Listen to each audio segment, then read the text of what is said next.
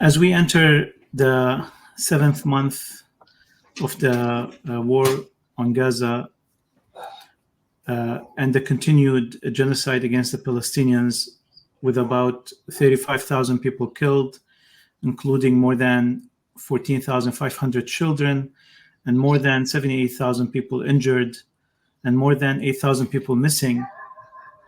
A genocide recorded and shared on social media day by day. Gaza is 80% destroyed and more than 1.5 million people are refugees from one part of the city to the other, changing depending on the whim of the Israeli warplanes and tanks.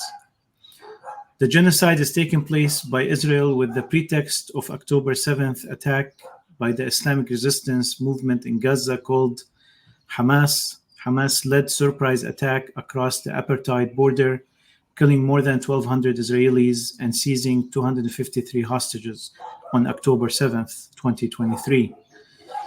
Even as the Rafah gate is choked by the Israeli tanks and the noose is tightened around Gaza, a sickening new report from CNN came out last month exposing a secret desert prison where Israeli occupation forces are torturing Palestinian detainees. Horror upon horror. 3 Israeli whistleblowers have come forward with the details and photographic evidence of psychological and physical torture, including ritualistic humiliation and dehumanization of Palestinian citizens unlawfully incarcerated in Israel's Negev desert. Whistleblowers describe prisoners' limbs being amputated due to injuries caused by constant handcuffing and medical procedures performed by underqualified medics, branding the prisons with the nickname "a paradise for interns." The images shared by the whistleblowers are too disturbing to share here. It's a shocking throwback to innocent Iraqis detained in Abu Ghraib prison and tortured at the hands of US forces and contractors, torture that was exposed to the world exactly 20 years from today. We don't know the total of number of Palestinians who have been herded into detention camps like Sdi Timan. We do know the number is in the thousands, if not tens of thousands, and that they were taken from both Gaza and the West Bank.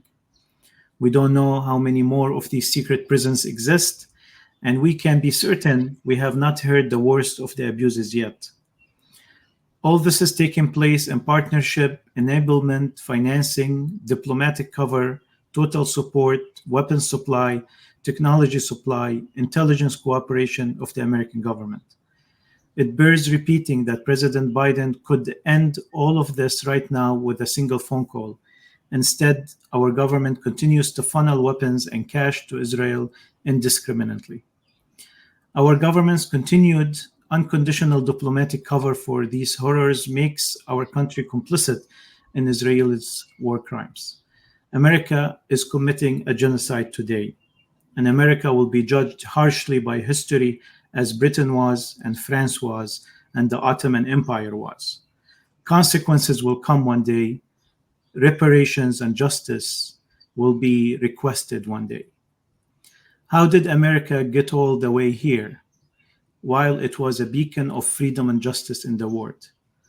America that represented liberty's awakening revolted in 1775 with emerged ideals that forged the foundation of a new era.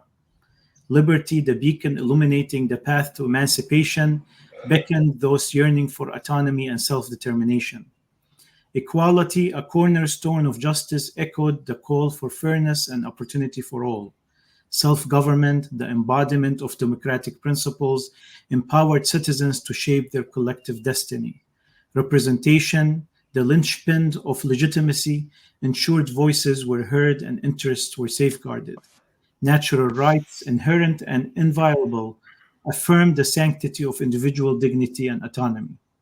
Patriotism, the unifying force, inspired allegiance to a shared vision of a better tomorrow. And the rule of law, the bedrock of order and justice, upheld the promise of a society governed by principle rather than caprice. Many fought and still do for these ideals to stand as enduring testament to the enduring power of a human aspiration and the relentless pursuit of freedom, equality, and justice for all. There were setbacks, but Americans recover from these setbacks, whether it is fighting to end slavery, marching to end racial segregation, protesting for women's rights, occupying Wall Street to fight corruption, university students protesting Vietnam War crimes, and again for divestment from genocide today.